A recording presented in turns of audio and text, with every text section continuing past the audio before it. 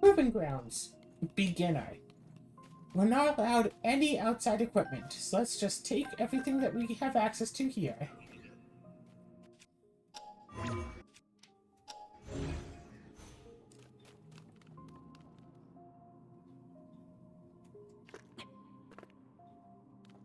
It's been a while since I played, and now I'm playing on Joy-Cons instead of my usual, like, controller, because I can't find my controller.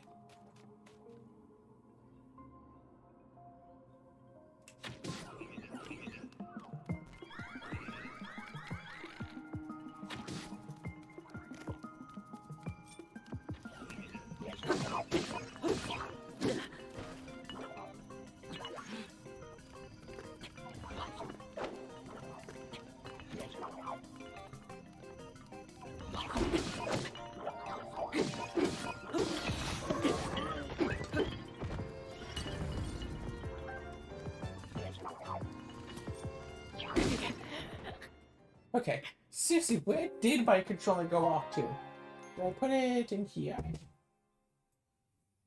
No. Not on there, no. Not on this side, no. It's not still just on my desk and I just haven't noticed it, is it? No. Controller could just be gone, yo. God. I got so used to playing Switch on the controller, which feels, I don't know, scandalous to play.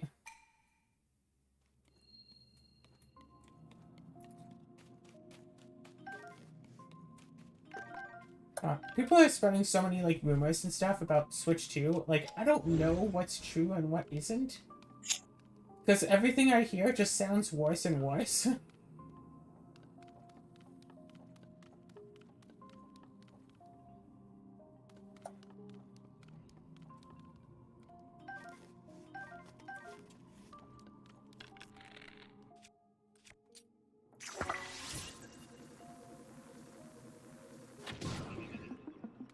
Like, I know how in the modern day it's pretty expected that people will have access to, like, the internet and whatnot. So, one of the rumors I've heard, again, I don't know if this is true,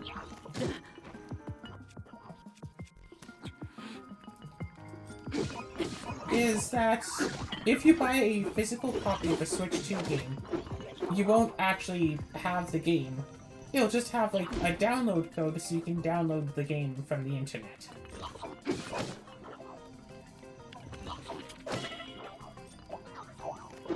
Huh? So suppose someone lives somewhere where, yeah, it's remote enough that they don't have internet, but not so remote that they don't have, like, electricity. I mean, like, heck, you can just have, like, a generator and just, or, like, a solar power unit and just Oh, you plug mean in the Switch basically you're charge talking it. about like the property before they finally got internet out there. Yeah, basically. I mean, there are places that people go to that just don't have internet. Switch is supposed to be a portable unit, you know. Charge it up, I don't know, go on a bus trip or something, say. Or, yeah, if someone just lives in a place that just doesn't have internet, and it's like, oh, hey, so-and-so loves, you know, these Nintendo games.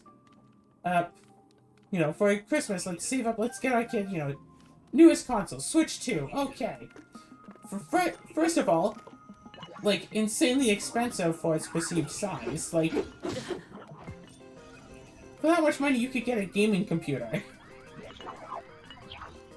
Not necessarily top of the line, but, you know, you could get a very decent gaming computer.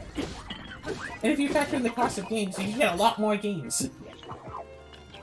Heck, you could get a gaming computer that can emulate the Switch and, like, torrent all of the Switch games. Well, you need to find a Switch emulator, but yes. Yeah.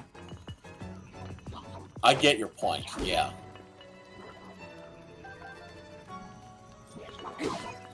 Which is probably why Nintendo has been cracking down on that.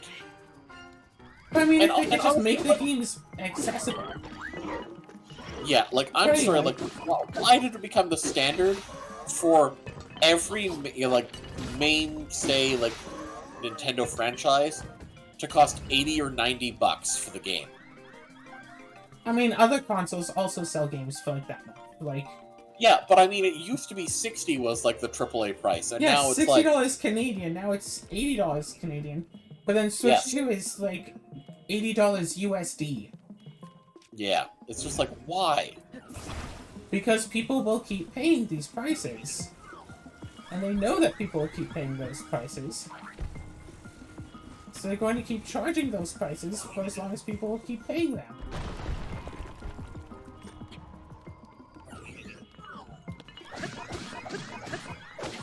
So anyway, so yeah, imagine you just live somewhere, you don't have internet, but whatever. You can still live pretty decent life, very decent life without internet. Probably a better life than you do with internet. So anyway, you know, kid wants Switch 2, they've been playing the Switch, you want to get them the new thing, all should be well. You go and it's like, okay, fine, let's pay all this money for the Switch. Yeah, pay all this money for the Switch 2, you get it for them. You know, you get them some games, you get them like the Mario Kart. It's like, yeah, they can't play online with people, but they should still be able to play locally. Heck, family console. Everyone in the family plays games together. Awesome. You buy the game, you put it in. No, yeah, you can't play it. You need internet to play it. But apparently it's even worse than that. Even if you go somewhere with internet just to download this game, and then bring it back. Oh no, you have to be online just to play because Nintendo needs to be able to monitor your console at all times. So if anyone mods their console, they could brick it. Yeah. Yeah, that... I heard about that, and that is just... disgusting.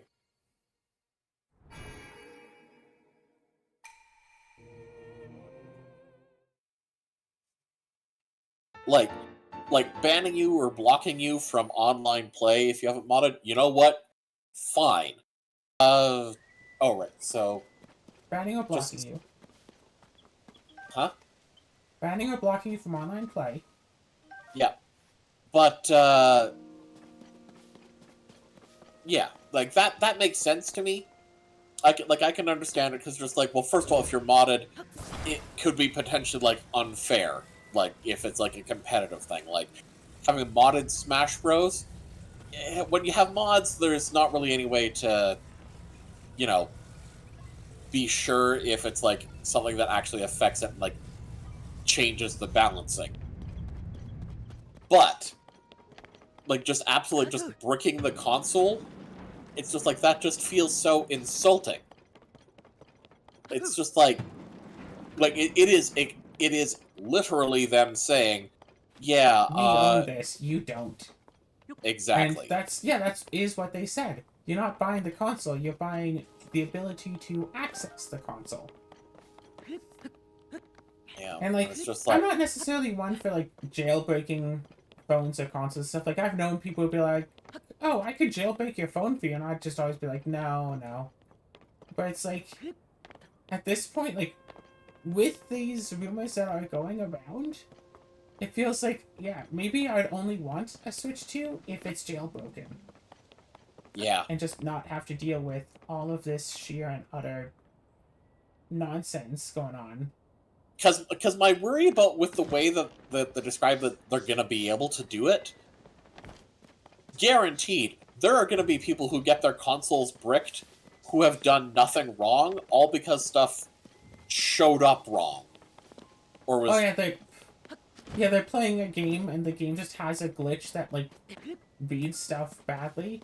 And Nintendo's like, oh, that triggered our alarms. We're just going to break your console for you. There's a demo about, oh, here's the new stuff about, the Switch 2. Here's an interactive demo that you can play, it's a game. Yeah, they're selling it for, $7. I'm sorry. They're selling... They're selling a chart? Oh my god, that is just... Ah. Yeah, it's a interactive, oh, and you can see, these sliding ports, blah, blah, blah, and and they're charging for that. It's, it feels like something that Xbox would do with having a demo for oh, how to use your new console sort of a thing. Here's some of the new features that you have. And then Nintendo's like, oh, let's do that, but they'll pay money for that, right? I They pay money for this it's just, opportunity, wouldn't they? Wait, what? there's just so many business decisions that like Nintendo in particular is making that it's just like Why? it's like they're trying to alienate their entire audience as if they're trying to go bankrupt. I mean, Nintendo could make $0 of profit, like, forever, and still have money to last the next, what is it, like 50 years, while paying everybody, like, full wages. Like, I read a I thing don't about know. that. Don't know how I true don't that know. is, but they Yeah, have that money. They just want more. Because they hear that people will pay the money for this stuff. They just say, oh yeah, I know, it's the biggest game ever. It's like, at some point, when it comes to like buying new games, I always think about it in terms of like, how much value will I get out of this game, and is the value that I'm expected to get out of it going to be worth it? Normally, I like to buy games that I get at least 1 hour of enjoyment out of for each dollar that it costs. So if I buy like a cheap little $3 game, I'd want to be able to play it for 3 hours. And when you under factor in like cost of entertainment, a lot of stuff uh, starts changing in appeared value to you. Like $15 a month of Netflix. If you watch and enjoy 15 hours worth of shows a month, that would be dollar a month expected value. If you use it to watch like 1 2 hour movie a month, then not necessarily so much. Super Bowl tickets, $500 for like 3 hours. But anyway, so like with games, so like say if I was to buy like an $80 game, I would want to be able to get $80 worth of enjoyment out of it. And for a lot of big games, I really don't. Like, I'm playing one of those big games right now. Like, hey, Tears of the Kingdom. This is like, $65 because of it was an $80 game, but like got on the pass thing. So I paid 65-ish dollars for this. But have I gotten $65 worth of 65 hours worth of enjoyment out of this? I don't think so. I could, it's just, you know, hasn't really stuck to me the way it has for other people. But other people absolutely have. And it's like, okay, like, Tabletop Sim. Get that on sale for like $10. You can get hundreds of dollars worth of value out of it.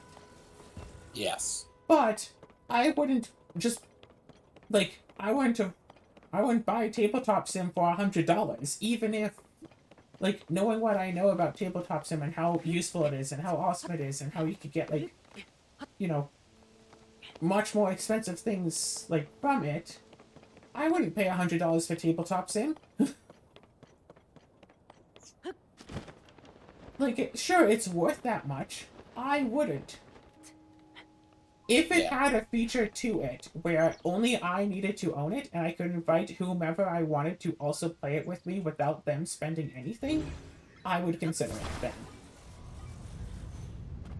That would But make I wouldn't sense. be all like, oh, hey, just spend $100 on Tabletop Sim, and then you can play with us occasionally. No, but if it's like, hey, spend $10 on this, or heck, I'll spend $10 and buy it for you, and then we can play Yeah. this together. But then, like, Switch 2, it's like, okay, that's like what? What was it? Like $800 for the console itself, and then the games are like $80 or $100 each.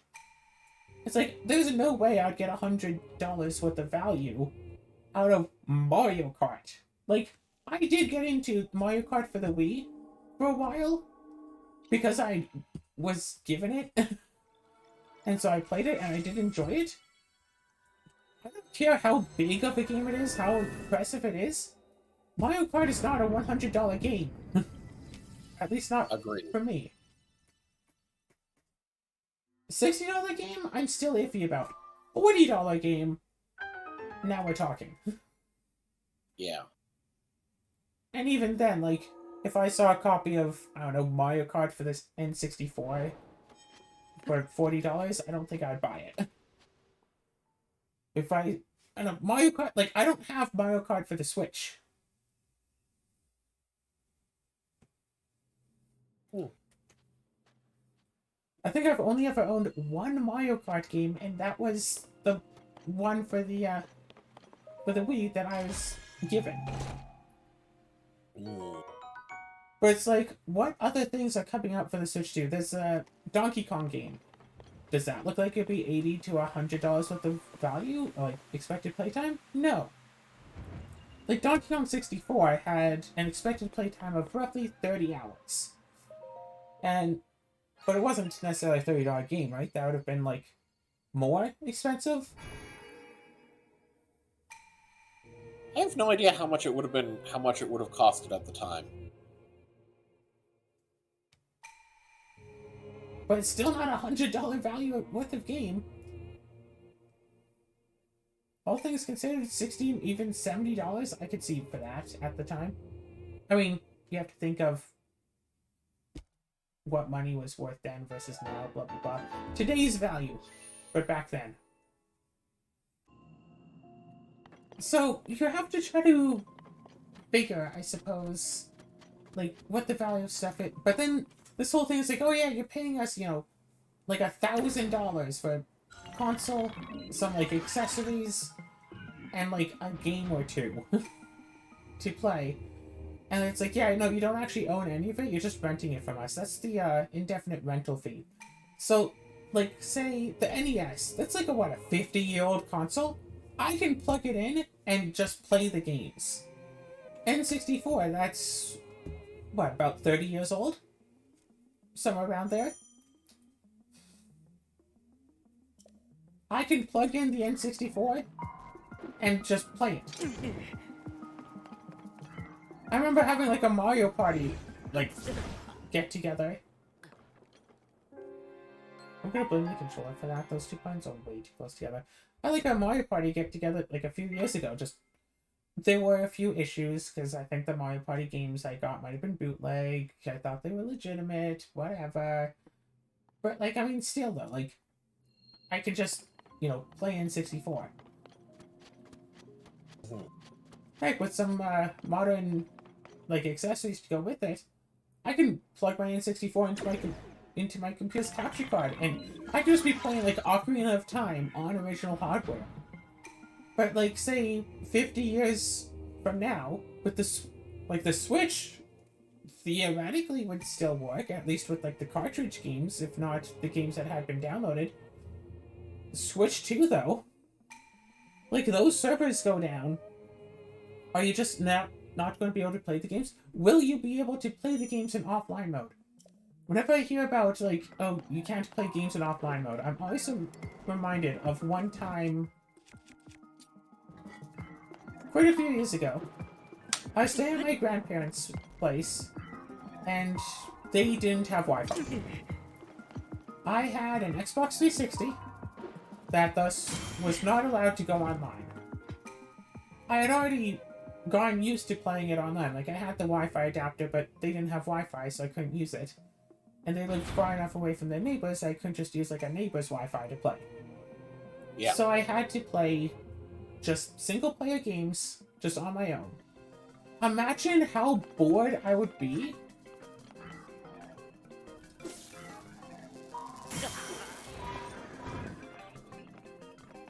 Yeah. Yeah, if Like, I... Yeah, like, that's the thing. It's just like, it feels like we have to go through this whole thing every time a new console comes out. And it's just like... Like, imagine how bored I'd be if I couldn't play my Viva Pinata game. If they just decided, no, you're not allowed to because we have to be able to monitor you and make sure you don't do anything weird. It's like, why?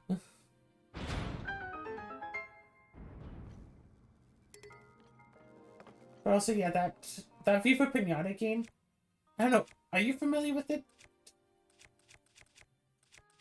I know that it was a show, but beyond that, not really. So yeah, there was a game where you make like a little garden, and so like you start off as all like dry soil, so you have to like pat it down with your shovel. You can like plant grass and stuff, and like the little pinatas will come up. You're basically making like animal habitat, but it's themed around the show. And then eventually, like, oh hey, you got like two buzzlebees, you can make them a habitat, then play a little mini game so they can breed. And it's like, oh, little baby buzblebee, that's worth like 1,000 like monies. So you can sell that for like more like seeds and stuff. Yes, you can have the pinatas breed and sell their babies, and that's a fast way to make profit. But you can also have like multiple separate gardens that are like not necessarily like, connected with each other.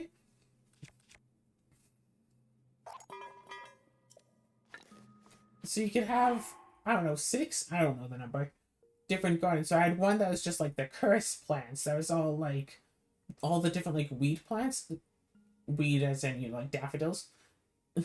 Stuff. Because if you break those down, you can actually sell them for a tiny profit. But those are really bad for pinatas. So you can't do that in a... Whatever. It doesn't actually matter at this point. Thing is, I could play that offline. Heck, I played Dance Dance Revolution. I had that. I had the dance pad. I played a lot of that. Did not lose any weight. But what that matters. Because it turns out that exercise, eating good and exercising, doesn't make everybody lose weight. This rant is devolving into something different than what it's supposed to be.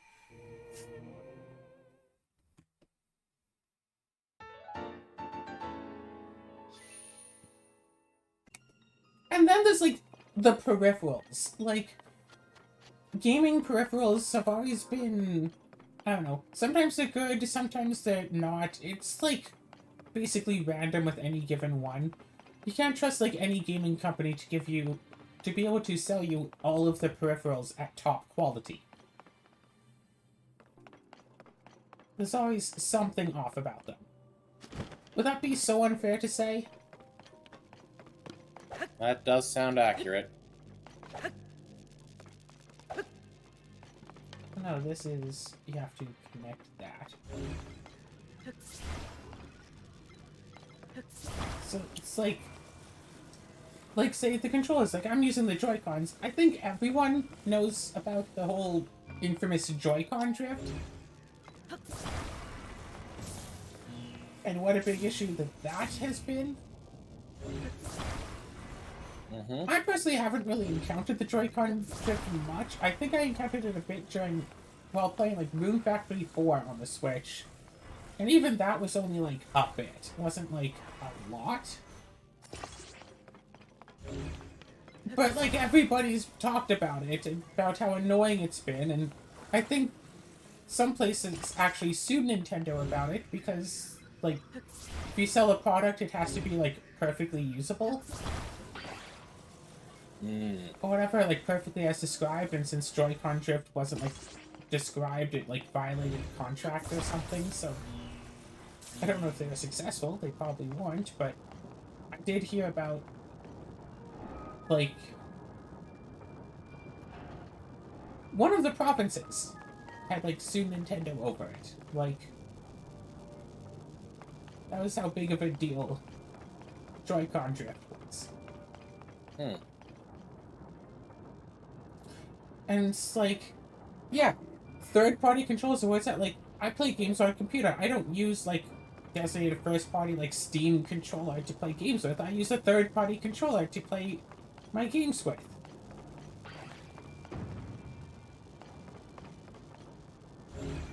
Like, Nintendo, I don't know if... Oh, no, that was just a success. I don't know if the controller I use is first-party or third-party, whatever. But, hey, when I first got a Switch, the Joy-Cons were like, yeah, let's use them, but then it just kind of became, like, not so much. Like, even during this here play session, sometimes I go and I hit a button, and the game's just like, no, you didn't. Right flippin' there! I was not continuing to run to the left. But the Joy-Con just decided that I was, even though I was moving in a different direction. It decided to not work. if I complain to Nintendo, hey, the Joy-Con isn't working, they're gonna not do anything.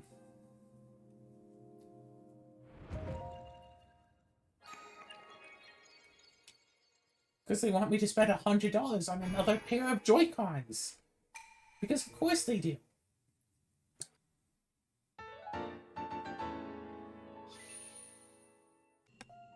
Although, I will say that Nintendo games are typically fun. Compared to, you know, games in general. However, they do suffer from a similar problem as other big companies in the lack of... I don't know. I want to say, like, lack of creativity, lack of innovation, lack of just generally doing new things. So Except yeah, the sure. thing is, I mean, that innovation is kind of what Nintendo does. It's what they're known for, but...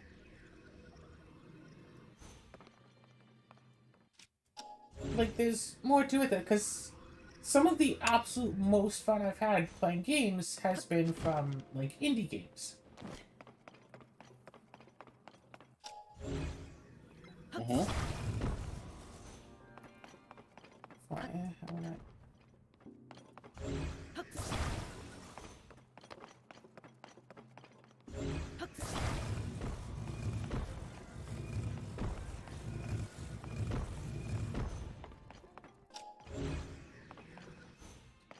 Yeah, but, like, how do I get up to there?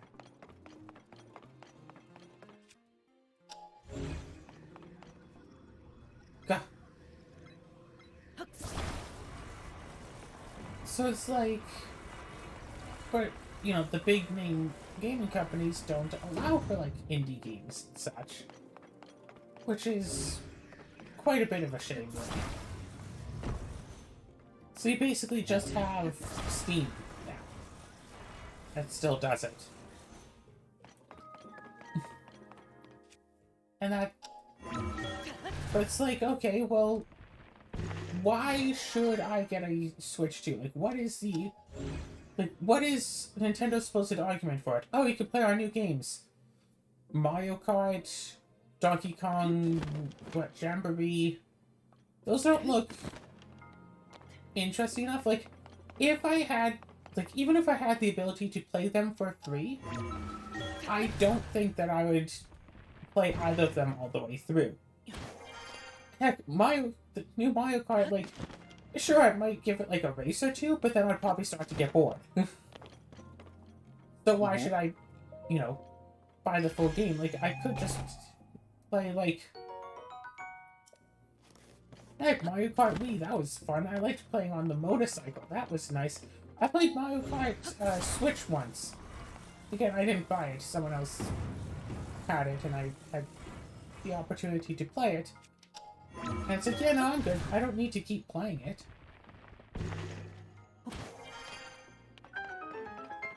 Donkey Kong Jamboree, from the little tiny bit that I was able to see be played, seems like the sort of game that will be fun and exciting for, like, a demo, but the actual gameplay will wind up getting boring.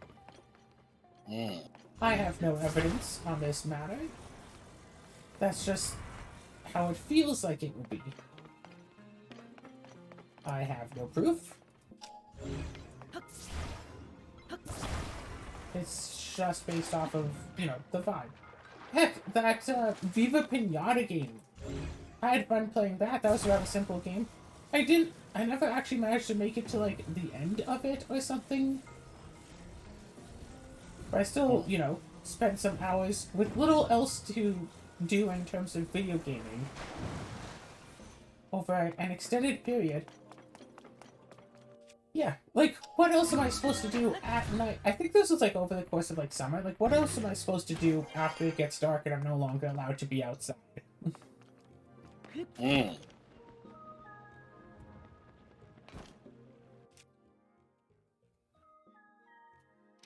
Come on, control. Oh, no, we do that. Yeah, we go.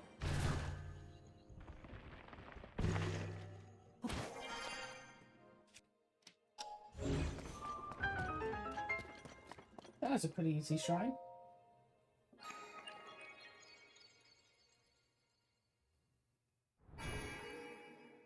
Yeah, if I had had Steam, I could have, downloaded games before going there, and then just played them offline. Hmm.